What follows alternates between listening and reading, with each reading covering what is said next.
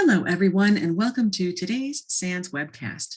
SANS protects web applications and services, sponsored by Cisco, Salt Security, and Source Defense.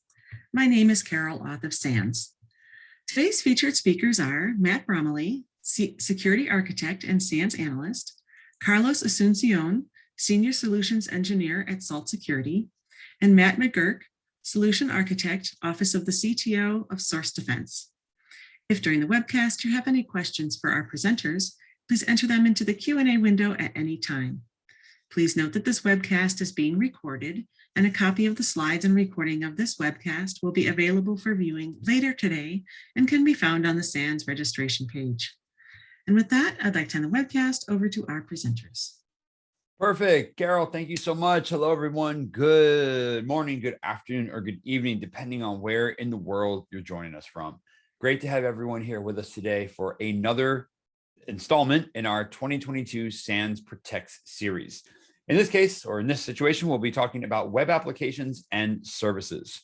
Huge thanks to our sponsors, Cisco, Salt, and Source Defense today. We're actually going to be hearing from two of them when we get to our panel a little bit later on today, but I'm excited to have everyone with us. Going to be a fun webcast. Going to be a lot of good information delivered here, a lot of good insight, a lot of things for you to think about from an organizational perspective. So I'm really looking forward to this one, and I'm glad that you're here with us today. So let's go ahead, and I'm going to jump right into what our webcast is going to look like. Before I do that, I want to mention to everyone, in our SANS Protect series, we actually split these webcasts in half, meaning there are two parts to this one. I'm going to take the first 20, 25 minutes or so, probably closer to 30. The second half of our webcast is going to be a panel discussion between myself, Carlos, and Matt, who, as I mentioned earlier, are joining us from Salt Security and Source Defense. Looking forward to having them on the panel. So just an FYI, if you're kind of looking at this like, Matt, you're doing all the talking, where's everyone else? Don't worry, they'll be here in the second half. That being said, just because it's me talking right now does not mean we don't want to see your questions. We don't want to see your feedback. We don't want to see your comments and concerns. So as Carol mentioned in the introduction to our webcast, the Q&A window is open. The Q&A window is always up in front. In fact, if you see my eyes diverting over this way to my right, that's the question and answer window wide open in front of me. As we walk through our content, as we continue our panel discussion, as Carlos, Matt, and myself, continue working through and answering some of the questions that have come in, as well as talking about the various topics from this report, please, please, please submit those questions in. We'd love to help have you fuel the discussion here. We're always looking for audience feedback on things we can discuss or questions we can answer. With that said, let's jump into what today is going to look like for us. So I want to give a quick overview of the SANS Protect series. This is actually number, I think this is number 3 for us. This is the third installment of our SANS Protect series. We're going to talk a little bit about what that is and how I want you all to use this webcast to your advantage. We're then going to get into web application threats, web application protections. We've got a couple of case studies I want to talk about and bring everyone to light to. And then our last but not least, we're going to finish, as I mentioned, with our panel discussion as well. So really quick, if this is the first time you're joining us for one of our SANS Protect series, I'll tell you what this is meant to be. It is a neutral paper focused on protecting different types of assets within your environment. The goal of these papers is to bring your attention as a security team member, as a security leader, to some of the latest threats and associated mitigations. Our reason for doing this is because a lot of times what we find is organizations will take a piecemeal approach to their security stack, or a piecemeal approach towards a particular type of asset, or maybe a footprint in their environment. And we think that sometimes there's a benefit of taking an asset-focused approach instead. And our assets range, we've done a Protect series. This is actually this is our third one here. We've done Protect series on file storage and endpoints. And here's our web applications. And we've got more coming up later this year that are all asset focused. The goal for you is to take this knowledge, walk away, and go to your own environment. We're going to be talking in this webcast today about things like web applications, APIs, exposures, risks, vulnerabilities, things like that. It's a really good time to step away and say, well, what types of web applications are we running in our environment? What types of protections do we have around our environment? We're going to hear from some folks today about API threats and API-based attacks.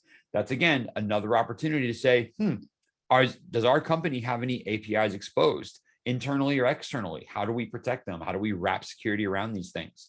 As a security team, you may have seen a pretty crazy shift over the past few years to cloud hosted operations or cloud providers or developers deploying applications, or maybe it's M&A growth or organic growth. My point being this: there's lots of changes that happen in the makeup of an enterprise. And a lot of times, and I know we've all felt this, a lot of times a security team feels like the last to know, or they're not the last to know maybe, but they're the last to get any say in how we wrap defenses around these. We want to help change that discussion. That's what our Protect series is designed to do, to get you thinking, thought-provoking about things we should be doing next.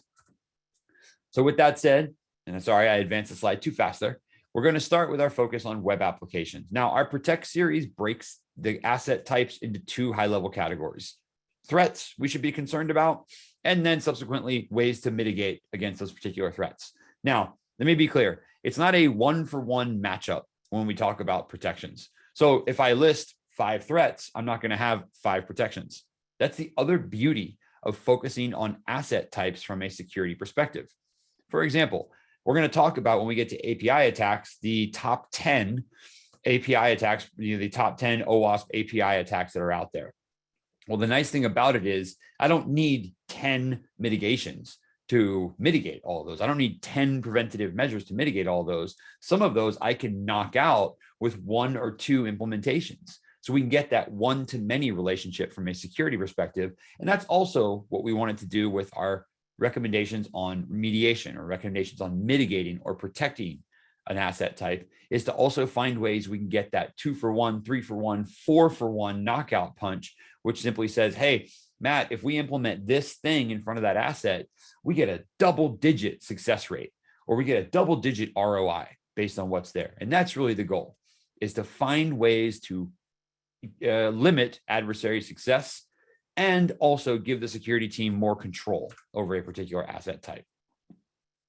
The other fun thing about this is, and this leads me into my first threat right here, we always have a lot of fun putting these papers together, lots of collaboration between our sponsors and SANS, and working together and figuring out what some of these top threats look like. And this was the first one we had ever talked about when we started analyzing web application security, was software supply chain sprawl, or this thing that we're terming S2CS, if you will.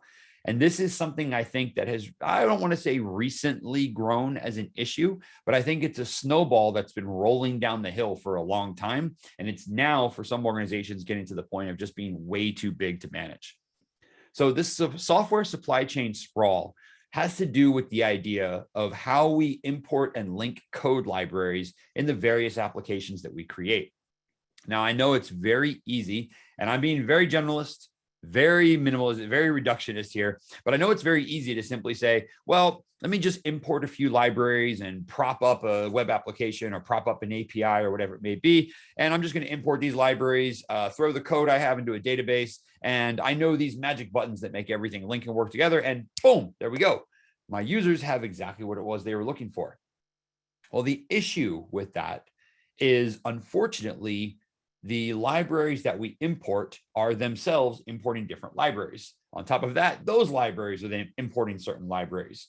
We're going to probably talk about this later on in our panel, but during the planning for this paper, we reviewed some analysis, and I think our friends over at Source Defense had found, in some cases, there are 17 layers of importing that takes place for some certain libraries. And this, of course, expands across all different web application languages out there.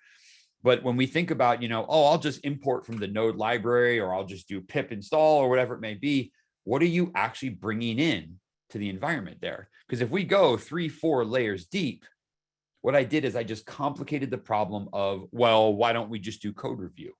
And that's our first threat right there, is the fact that we get so deep, and we've got a nice little diagram to map this out. We get so deep in this dependency problem that my developers think that they're responsible for 2 embedded scripts. That's what we own, and that's what we're aware of. That's what we wrote. But what we load and what we're unaware of can go much deeper than that. And I view this kind of as a tree turned on its side. I'm only looking at the leaves and maybe the roots that are above the surface. I'm not seeing just how far down that code sprawl can go. Here's the problem from a threat perspective. Take any one of those gray dependency libraries that are in the right-hand side of this diagram. And if I'm an adversary, I'm now going to drop some malicious code into one of those libraries. how many developers are going to go deeper than the code that they own to actually inspect those libraries. And we've got some links in the associated white paper. We've seen this happen. We've seen some libraries turn malicious inside of NPM, the node package manager, and websites are loading malicious code without even knowing it. We're going to talk about some protections for this in just a moment. The second threat that I decided to call out in here was something I'm calling rapid vulnerability mobilization. Some folks have heard this referred to as rapid weaponization as well. Sometimes I'm careful with using weaponization in here because it's not necessarily the intent, but I think it's an important point to point out just how quickly we go from a release of a vulnerability to actual working code that adversaries can use to get into an environment.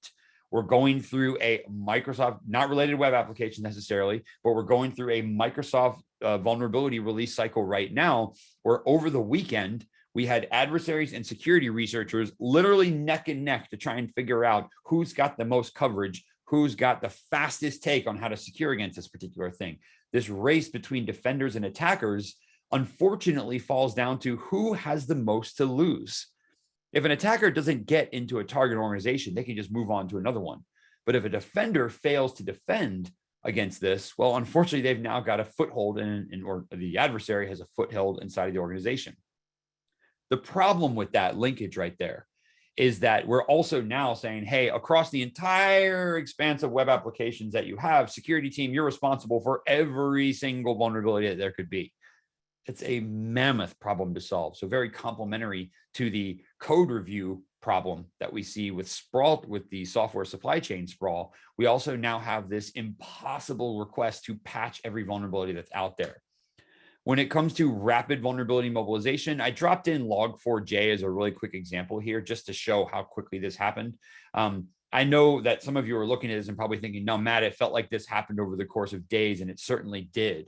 There were very, very pivotal timestamps in between the ones that we've called out right here. But within a week window, 8-day window, so a week and a day, we went from 1 0-day exploit to 3 0-day exploits. We saw mobilization out in the field. We saw adversaries developing POC code. We saw integration into automated exploit toolkits, automated scanners. We saw inventory building.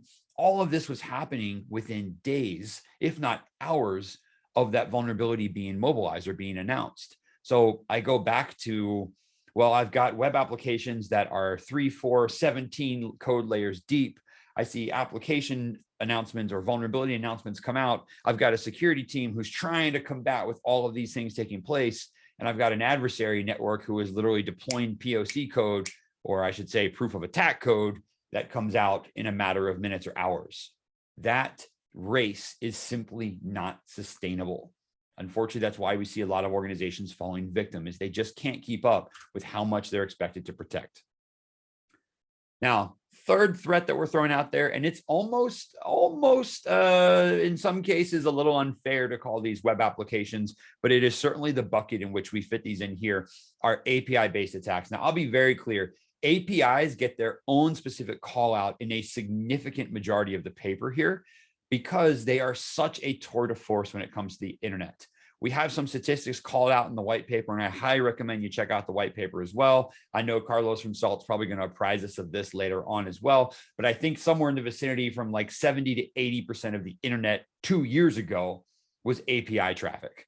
It is the largest sector of traffic out there from a service perspective. Guess what? That also paints a pretty heavy target on them as well. This increases their positioning as an attack vector. I added in another little nugget that I find to be a little, not concerning, but a little important to remember here. API attacks can sometimes be difficult to detect. I'm saying that as a general statement. What I mean by that is you can tell when you've been ransomware, for example. You can tell when that's there. For anyone doing a cursory scan, AV attacks, an antivirus will pick up on certain parts of malware. EDR tools may alert you to malware taking place, but API attacks can actually go unnoticed for a long time without any security measures for a handful of reasons. Number one, they're designed to be public facing. Well, most of them are designed to be public facing. Number two, a lot of times API keys are controlled only by an API key. And what I mean by that is a lot of organizations deploy APIs, limit them with a key, throw very minimal gateway or management tools or even security tools in front of them and simply say, well, if you only have access to an API key, you only have access to XYZ. And I say, I think we need much more security testing and security awareness than that. We're going to talk about that a little bit later on as well. Our other threat, or another threat that I threw in there, this is one that I'm using as an umbrella statement. I didn't want to dedicate most of the paper towards the usual suspects of attacks that are out there. But when we get into things like DDoS attacks, SQL injection, cross-site scripting, inappropriate account permissions, and really just, that kind of, I'm going to call it laundry list of attacks that everyone tries against web applications, the lowest hanging fruits, if you will, the automated scanners that have all these things built in. These are, very, very critical things to be aware of. These are threats that we certainly want your security team to be aware of. They certainly deserve their own protection, and they should be a key concern for your applications. But in the paper, for the purposes of reading, we group them together. The main goal there was to simply say, hey, these are kind of table stakes for web applications.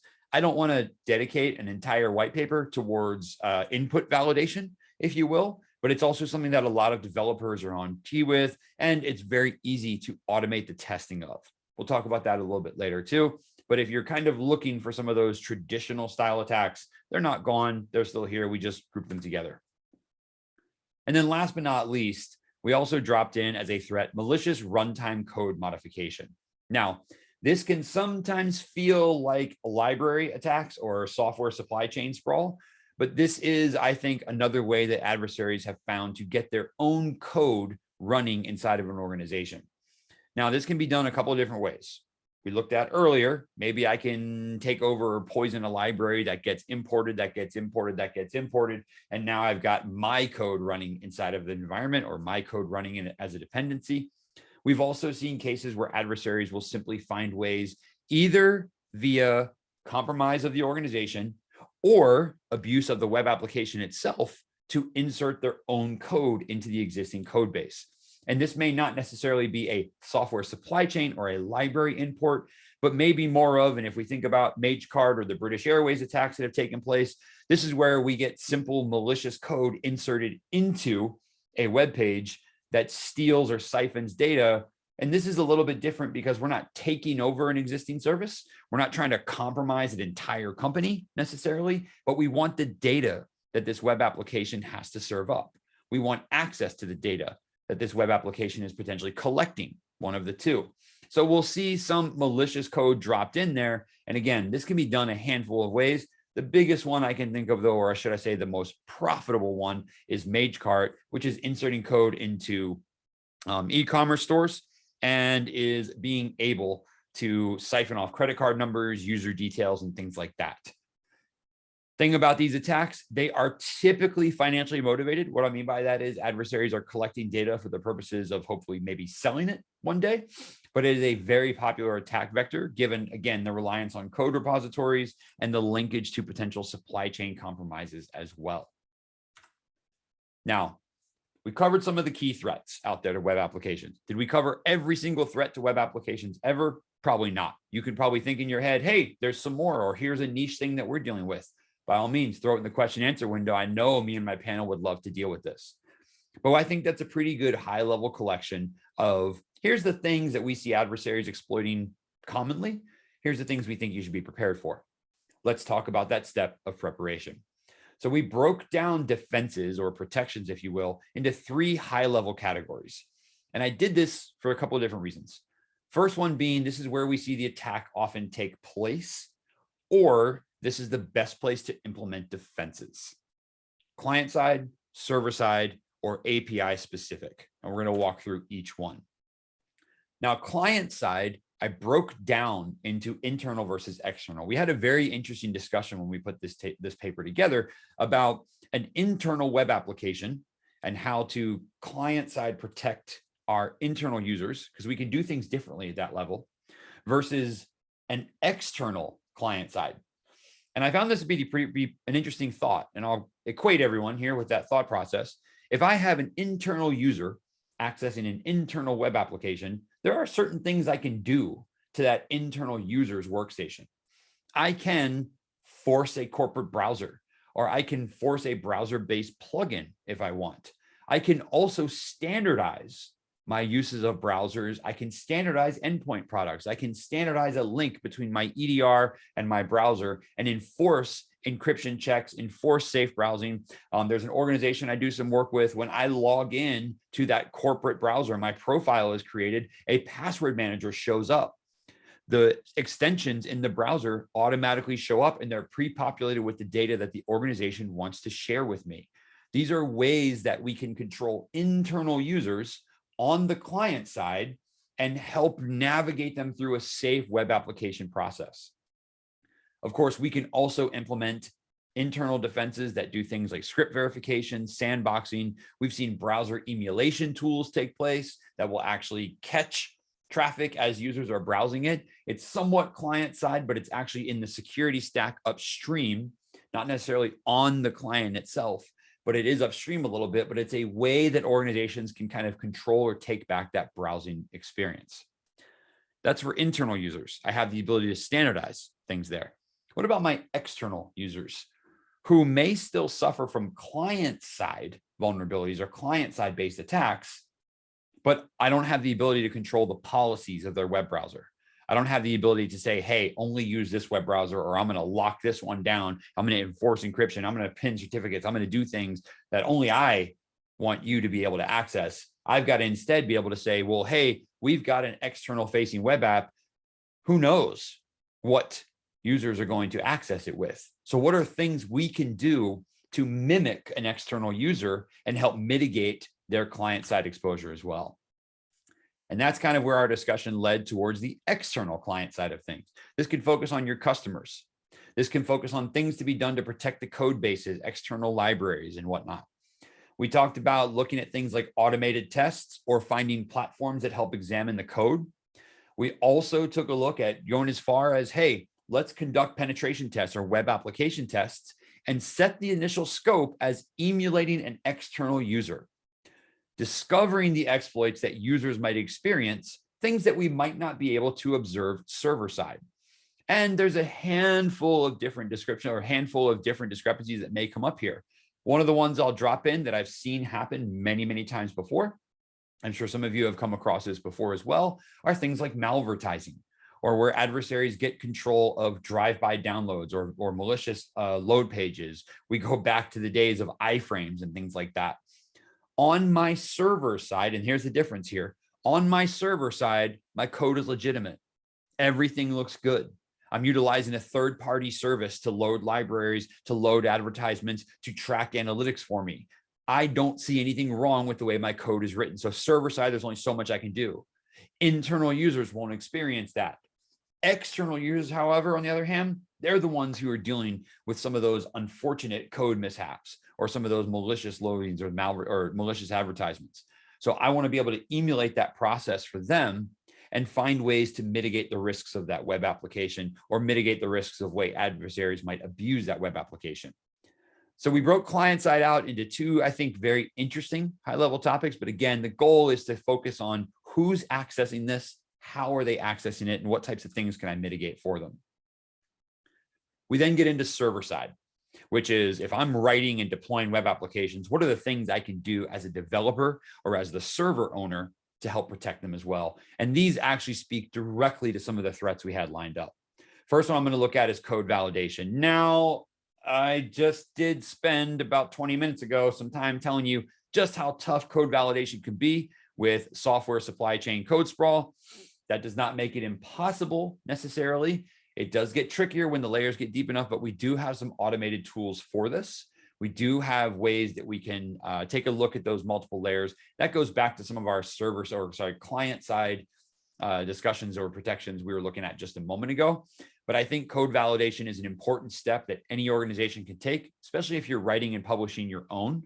Maybe that first or second layer is something that we could actually have a reasonable expectation of inspecting. Anything beyond that, we might want to run through some automated testing. We talked about rapid mobilization of vulnerabilities. I've got to drop patch management in here as well as a given.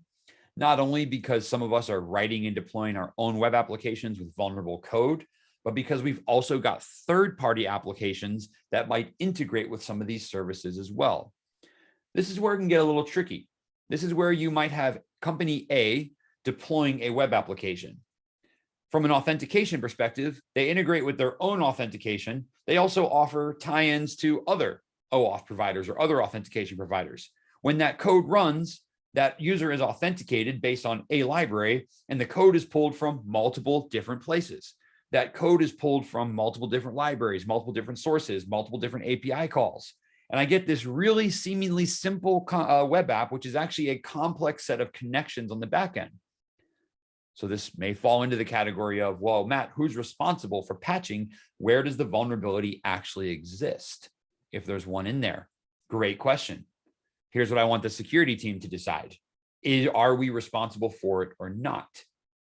That's going to be my first ask, is determine where the vulnerability lies, where the code base lies. Again, I go back to log4j in this sense. Who was responsible for patching that? Whoever imported the library or whoever maintained that library needed to update their particular code base. For a lot of you, that was not your application. That was a third-party application running in your environment. And now you've got this issue of a third-party application vulnerable in the environment that could create a gateway into your network or into your enterprise based on this third-party vulnerability that's out there. So what's our next step to do? Our next step is to either be very, very, very up to date about patch management and push on our vendors as well as our developers, as well as our IT admins to make sure we're patching up to date, or to drop some detection and response technologies in place of this as well. Now, this is actually one of the kind of first reach back to that defer space that we get from a SANS perspective, where we say, well, just throw some EDR and NDR tools in front of it. I'm calling these an extra layer of defense, everyone, not the only layer of defense.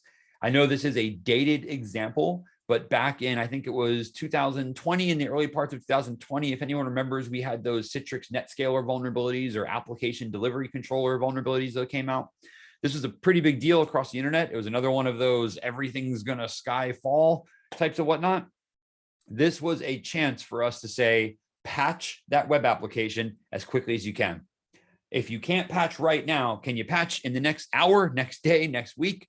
Whatever that time frame is between now and when you can actually patch, drop some network monitoring in place. Here's the signatures that can be used to detect an attack. So I didn't make this the focus of the paper. I instead made it, here's something that can be done to help mitigate when we can't implement some of those other patches or some of those other fixes. Fast forward, again, I don't want to beat log4j up too much, but I'll use log4j as another example of, I can't patch this right now because I do not know where the patch needs to go. So I'm going to instead drop some IDSs, some network signatures in front of it. And I'm going to say, you know what, maybe I can't patch, but if you try, I'm going to know and see that you're here. Let's get into the API side of things. So an API side of things, again, this is why we broke APIs out specifically, because not only the volume of traffic that they take in the environment, in the network, in the internet, but also the fact that they are oftentimes treated very differently. Some folks will just call them headless web applications. I would somewhat agree, but I'd also argue that they can have their own set of vulnerabilities, their own set of attacks, and thus their own set of protections as well.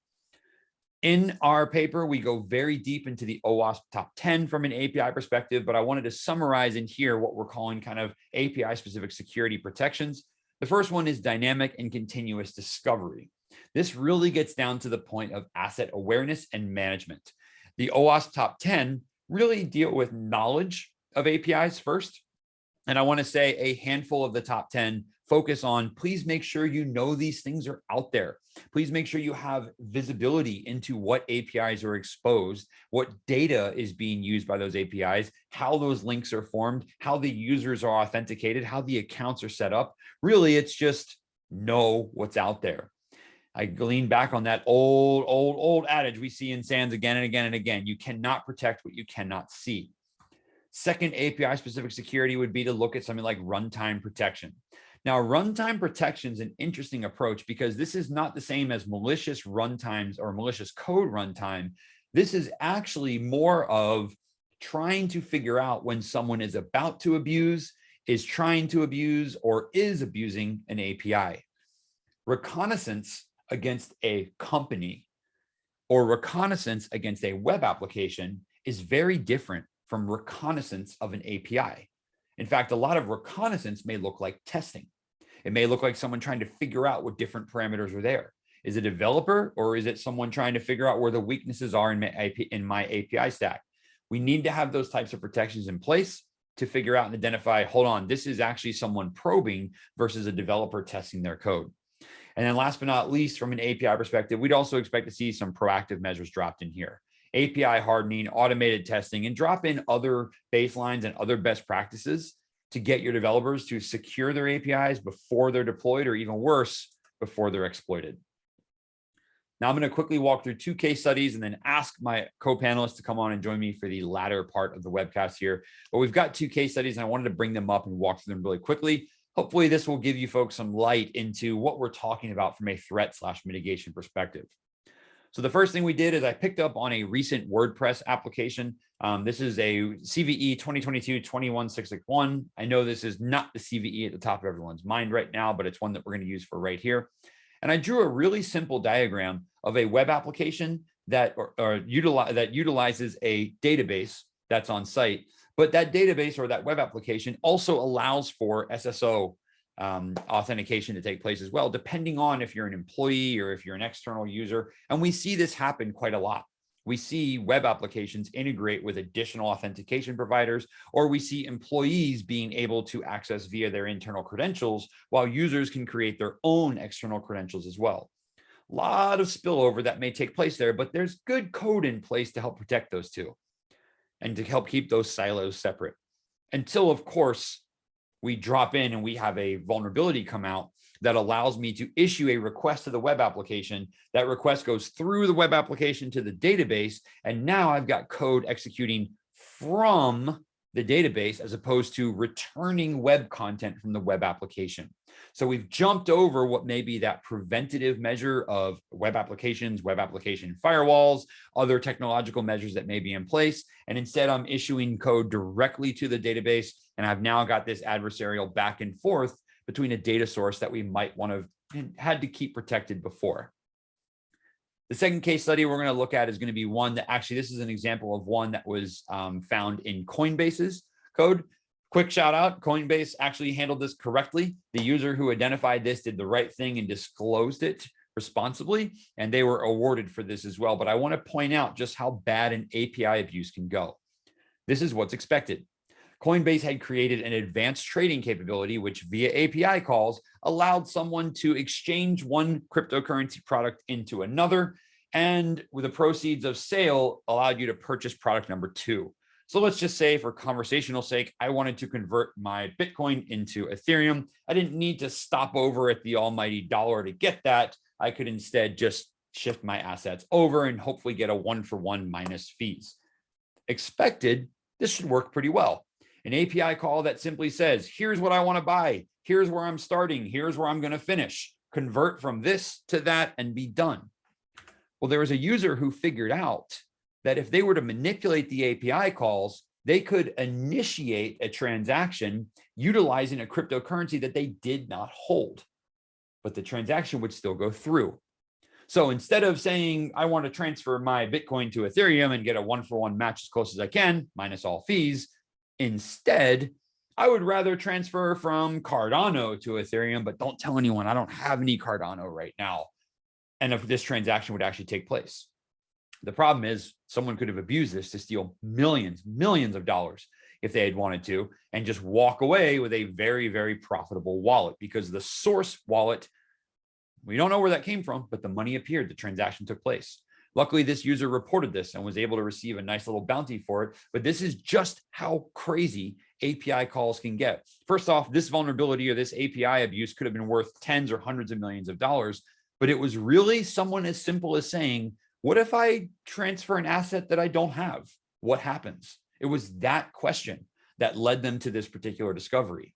Luckily, someone with some ethics found it, and it's not someone without any ethics. So that concludes our case studies and a brief overview of our paper. I'm now going to ask Carlos and Matt to join me on camera and on microphone as we get in towards our panel discussion here.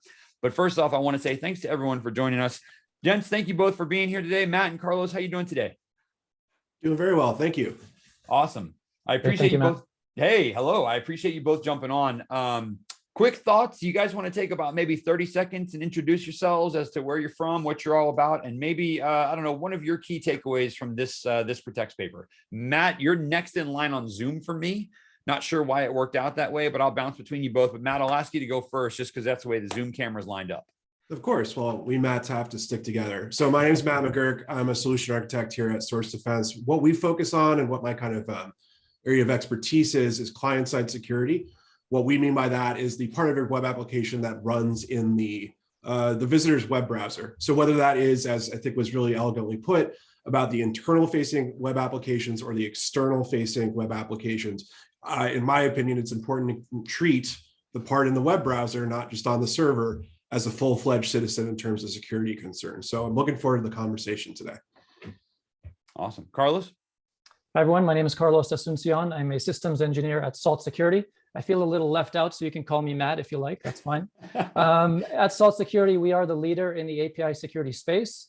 We have a patented big data engine that can help discover APIs, discover sensitive data, traversing those APIs, build a baseline, detect anomalies, detect API attacks. But then we don't just stop there. We don't just stop the API attacks. We want to be proactive and help your developers fix their flaws, fix their issues, because a lot of the time, like you said, Matt, it's a simple mistake, a simple issue with the API or the application. So we can identify those people that are, doing weird things on the API and then help the developers fix that issue.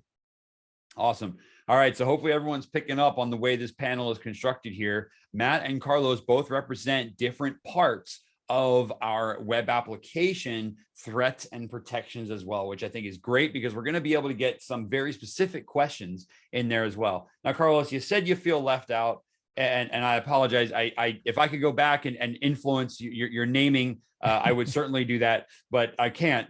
But here's what I can do. We actually have a question that came in from the audience that I'm going to push to you first.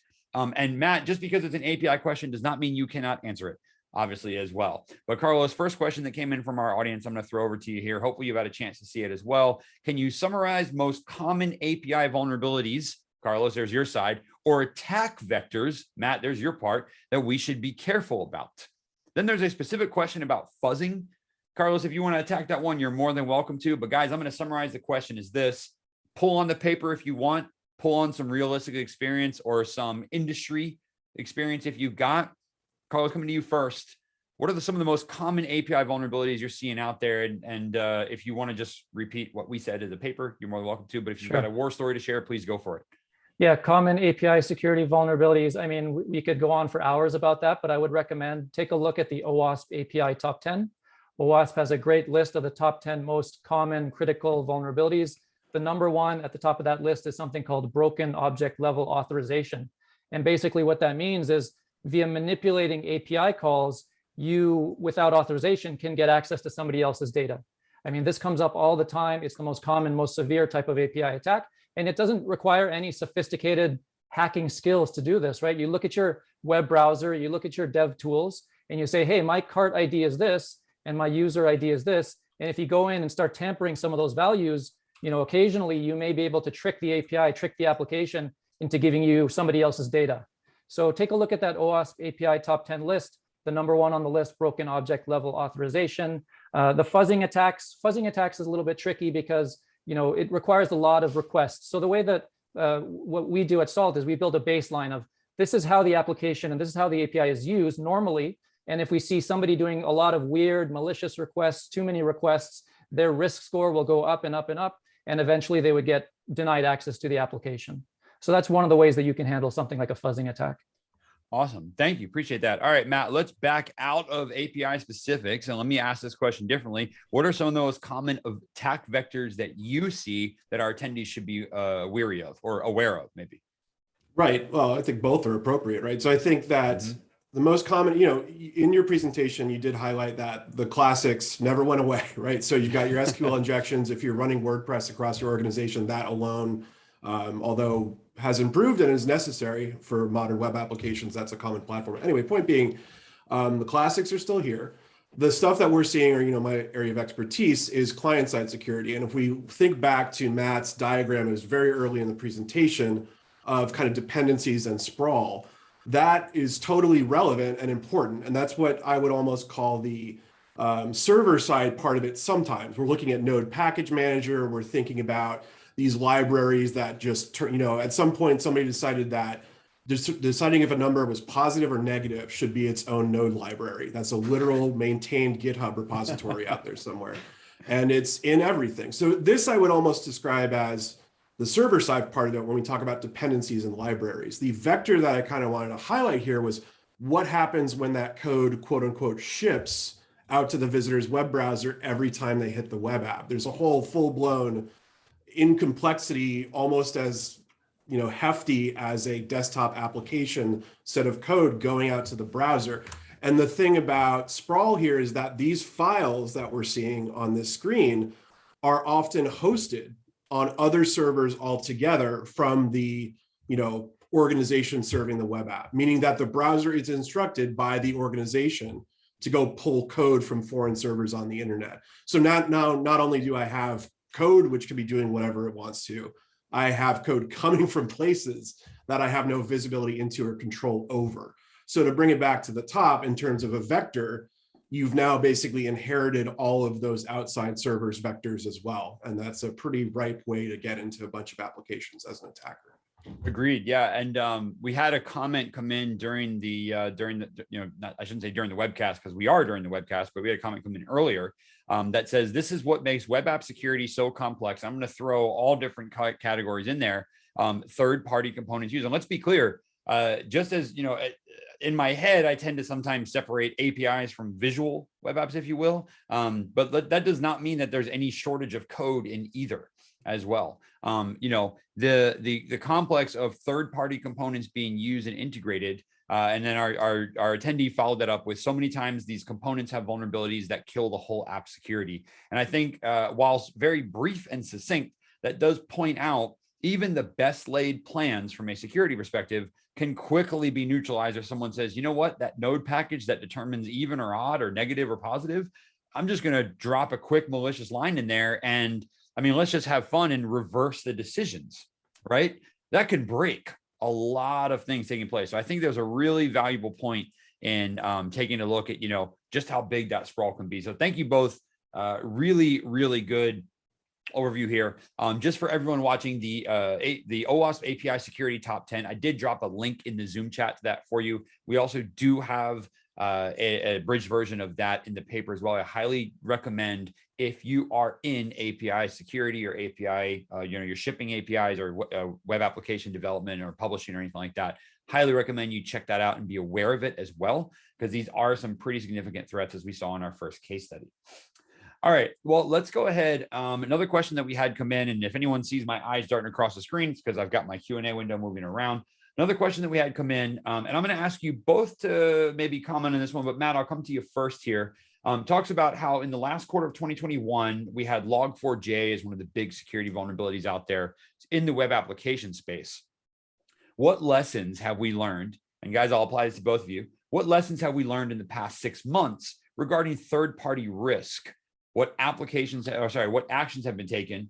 And let me read this really quick. What types of responses have we seen as a result? So I really actually see about 3 questions in there. First one being, how have the past 6 months changed from a web application security perspective, number 1. Number 2, have organizations done anything about it? Number 3, have we seen any external pressures as a response of it as well? Sure. So I think I was queued up for that one. I'm happy to take a crack at it. I think that, and I don't want to sound prescriptive here, because obviously I'm on a different side of the table than security practitioners. But what I would say is that based on working with customers and such, I've seen a shift from, we need to do a risk assessment, we need to put a number on all of our vendors to make sure that they're secure, into more of a, let's call it, functional approach to the problem of what tools are we using to secure these technologies? How are we actually controlling and not just measuring? I guess measuring, like Matt, you said, is you need to measure something in order to be able to manage it. But on the other hand, then you kind of need to go on to the management part. So I think that, at least as far as I can see in the client side arena, we have seen that shift from, I know about this problem, to I actually need to address it with some kind of technique. There was more in that question, but I'll hand over to Carlos so that we all get a turn, I guess. Yeah. All right, thanks, Matt. I think for myself, in the last 6 months, I'm seeing a lot more API security focused projects, right? Initially it was, I don't know too much about security. I don't know if I need it, but now there's definitely a need for it. Log4j, awareness of the risks of that type of exploit on your APIs. The other thing that I'm seeing explosive growth is GraphQL. GraphQL solves a lot of problems such as overfetching of data via APIs. So as more and more organizations deploy GraphQL, that has its own kind of security issues as well. But that's one way to address some of these overexposures of data, right? Zero trust for your APIs. And when you use something like GraphQL, you can limit the exposure a little bit, which is helpful from a data loss kind of segmentation perspective. Awesome. I like that. I really like that. I really like that approach. I think that's a really valuable place to stand on when we look at the past 6 months of activity. To be honest with you, Carlos, I was not considering GraphQL in that answer, but as soon as you started talking, I was like, oh yeah, that's right. Like I've been reading about this and I've been seeing these stats and everything like that. So I'm glad that you brought that up. Second part of that question, guys, which I'll kind of refresh. What types of, and again, Matt and Carlos, you both may have covered this a little bit as well. What types of responses have we seen in that happening? Carlos, I think you had mentioned you'd seen an increase in API security. Matt, are you kind of seeing the same where folks are, I don't want to say caring more. I hate using those words, guys, to say that they weren't caring before, but you know what I mean, right? Oh yeah, of course. I mean, there's only so much attention and time and, hours in the day, basically. So I think we all care about all of it, but right. What are you going to care about most today, right? That's kind of the question. Fair point.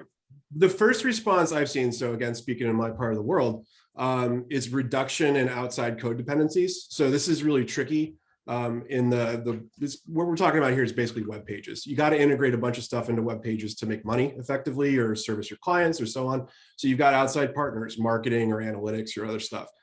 There's a business need for all those things, but there's a security risk associated with adding each individual one, as I described a little earlier. So what we see usually as a first response is reduction as much as possible, but that puts folks in a point of friction between usually a profit center in the business, like digital media or e-commerce, and the security practitioners. So that's a good approach and a great first step. And kind of like you said during your static code analysis or code validation, it's impractical in some ways. So like I said, that's usually the first lesson we see learned, and much like in a, let's call it hardware supply chain kind of thing. Sure, you could get rid of all the Ethernet switches you have that are off brand, but what's the project to do that over the next 12 months? Kind of the same deal in front end or client side security where, yeah, we should get rid of some of this stuff, but how realistically can we do that? Right. Agreed. All right. Another question we had come in. Again, I'm jumping between Q&A windows here. But one thing that came in was, how do you gentlemen feel about using sub-resource integrity to protect stuff like jQuery? Now, quick note for anyone here who may be unfamiliar with this. Sub-resource integrity is something that I think is a browser-based check that can be done to allow browsers to confirm or verify that what they're fetching from a content delivery network is actually what they should be fetching. So the question goes on further to say, if someone were to be requesting jQuery, for example, as a supporting library, how do you feel about something like sub-resource integrity to protect stuff like jQuery? I will drop my own answer in here, and then guys, feel free to chime in if you've got thoughts on this as well. But I think this works. Sub-resource integrity works as long as, and I'm going to get a little circular here, but as long as the integrity of the feature itself remains the same. I date myself back to some of the attacks that we've seen where we've seen trusted third parties are the ones that get attacked. Therefore, the connections from those trusted third parties are already themselves being trusted. So it's kind of like that 2 steps of trust that's implicit there. Same thing with like stolen account credentials, right? It's a legitimate credential. The user logged in, therefore it must be them. They must be verified. I view that as the same sense as long as there's protections around maintaining that integrity, it's a great first step. But again, we want to make sure we don't incidentally create a even larger attack vector that can be easily subverted. Matt or Carlos, any thoughts on that question? I'm going to hand over to my colleague, Matt. Okay. Sure, of course. So I think that, so I won't go into a whole thing, but SRI, for anyone who doesn't know, is basically a hashing approach where you say, here's a cryptographic hash. If that matches at runtime, then we know the code is secure. The issue with that is, if we look at this diagram, which is extremely helpful, Matt, I didn't know what you were going to present, but man, this is useful. Is this middle column here of files, basically. Let's say that we have secured those with SRI. There can be just straight up links effectively to other URLs hosting JavaScript in this case that are embedded in that securely hashed file, which are calling in stuff that's not included in the hash. So basically you've got a street address to wherever that code that's not protected can be loaded from. So it's an interesting approach. It's kind of decent for this example of I own all my code and it's broken across different servers that I'll own, but in the real world with a bunch of external dependencies, it just kind of falls apart.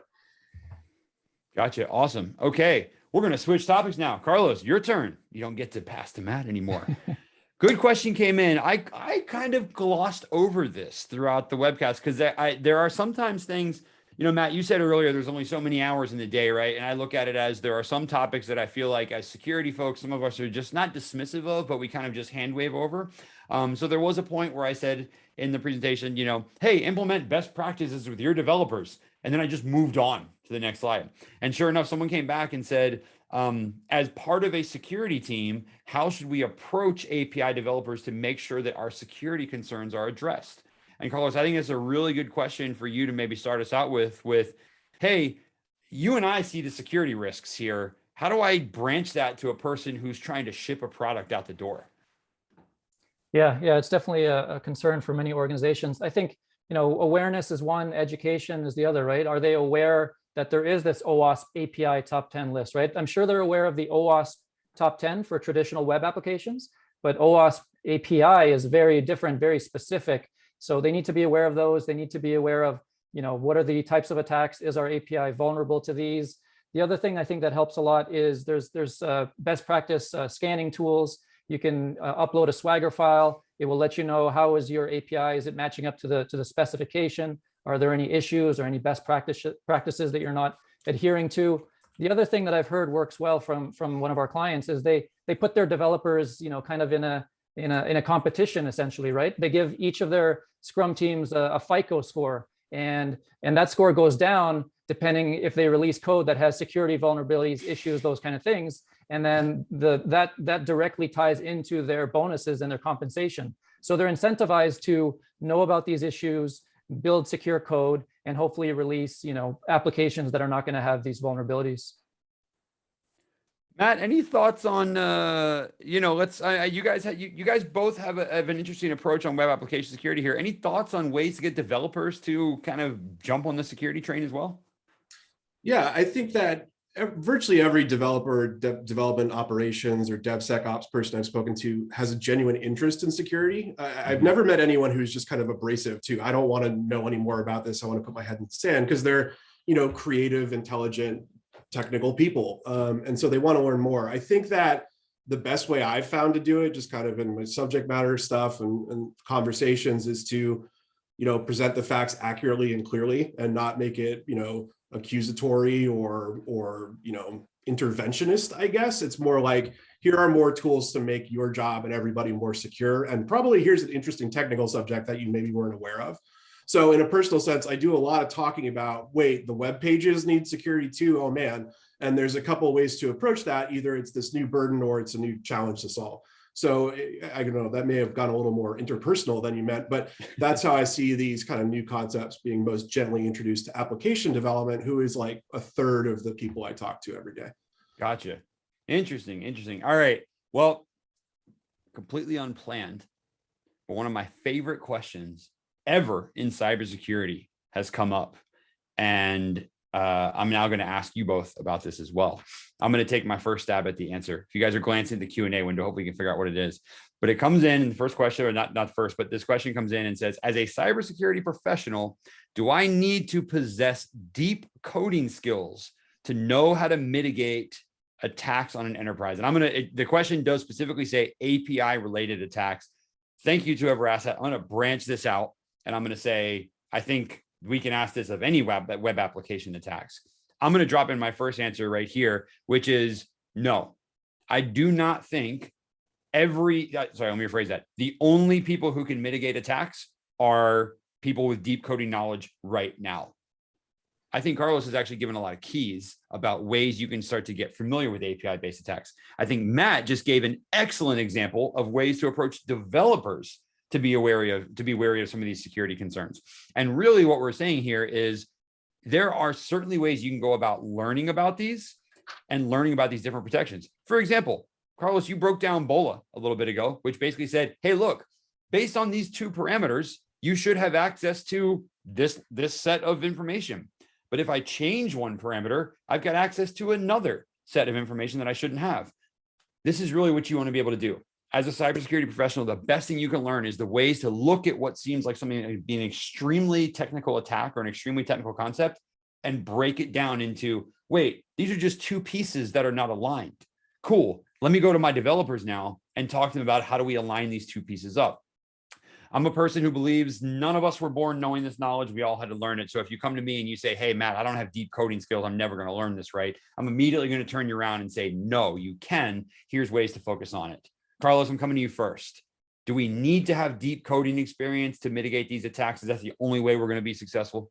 No, I don't think so. I agree with you, Matt. I mean, there's different ways to solve these problems, right? And that's exactly why there are technology solutions out there like Salt Security, like Source Defense, right? We are force multipliers for your team because you don't have unlimited resources, you don't have unlimited staff. So you can kind of outsource the detection, the mitigation of these risks and threats to your security stack, essentially.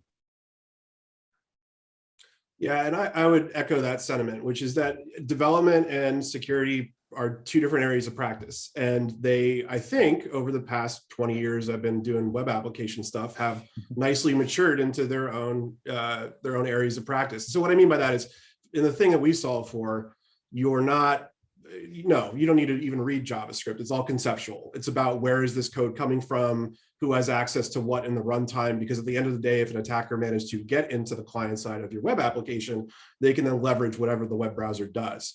So at least in our case, it's not you don't need to know what line 752 of the front end JS says. You just need to know that there's a risk inherent in running stuff in a web browser because of the nature of how web browsers handle JavaScript, and then you can go from there.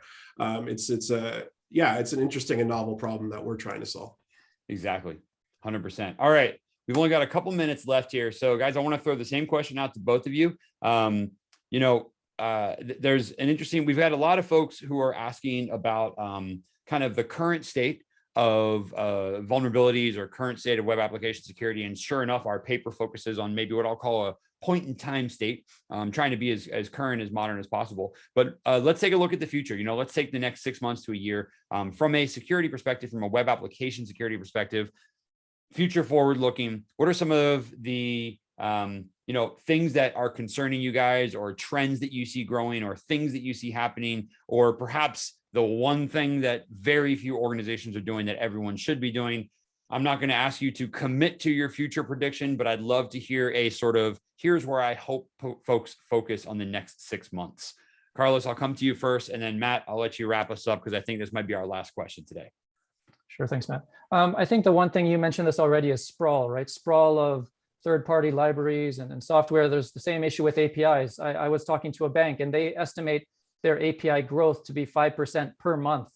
So every month they're adding 5% more APIs. So, all of these APIs, first party, third party, even fourth party APIs, awareness, visibility, understanding where the risk is, which of those APIs are critical. So I think there's really going to be a drive or initiatives to get better visibility and understand the risk from those APIs. And I talked about GraphQL already. GraphQL has some really cool capabilities when it comes to APIs, but it's so new and a little bit unknown for a lot of organizations. A lot of organizations are deploying it without proper controls in place. So hopefully people will start to adopt GraphQL, but with those appropriate security controls in place. Awesome. Matt, what's your future looking thoughts here? Well, I hate to say it, but it's regulation. So basically, when I look at client-side security, and then GRC is obviously kind of a cousin to security, but I think that in the last year, so in March, in fact, we saw PCI, the payment card industry self-regulatory body, amend the data security standard to include specific language about how JavaScript interacts with payment data in a web browser. And then we've seen over the past, let's call it 18 months, a bunch of state regulations come about this. You mentioned British Airways at the top of stuff. That was the largest and first GDPR fine ever actually levied at 235 million US dollars. So like I see over the next, let's call it 5 to 7 years, probably some kind of federal legislation around this, assuming that federal legislation becomes possible at some point. And then two, I think you'll see the evolution that we went from with privacy in web browsers, where we started with anybody can turn on the camera in a web page if they want, to now there's a really robust set of privacy tools where there's controls around the APIs and such. And I think that the onus is going to fall onto the organizations that ship the web apps rather than the browser manufacturers. But I do think we'll see that same push into security controls being put into the web applications and what code can change what and what code can see what data. It's that kind of hardening that we saw around privacy controls. The same thing's going to happen with security and browser-based code. So those are the two trends I see coming up in the near future. I'm okay if you hold me to those. I mean, it's a good chance I'm wrong. I'm wrong a lot, but I don't mind being held accountable, I think. Got it. I appreciate that. Awesome. Well, Matt and Carlos, thank you both so much. That takes us to the top of the hour and at the end of our webcast here. To our attendees, a huge thanks for you joining us as well. Again, we've thrown the link to the website, to the white paper in the chat quite often. If you're watching a recording of this, you've already got a link to the white paper. We hope you'll check it out. We hope you will also check out our sponsors, see what they've got going on from a web application security perspective, some of the amazing things that their technology is doing, ways that they're helping keep an organization safe. Highly recommend you check them out as well. With that said, thanks everyone. Carol, I'm going to hand it over to you to take us home for the final minute. But Matt and Carlos, one more huge thank you to you both for joining me here. It was a great conversation we were able to have. I think our attendees loved it. Thank you. Thank you so much. All right. Thank you so much, Matt, Carlos, and Matt for your great presentation. And to Cisco, Salt Security, and Source Defense for sponsoring this webcast, which helps bring this content to the SANS community. To our audience, we greatly appreciate you listening in. For a schedule of all upcoming and archived SANS webcasts, including this one, please visit sans.org/webcasts. Until next time, take care, and we hope to have you back again for the next SANS webcast.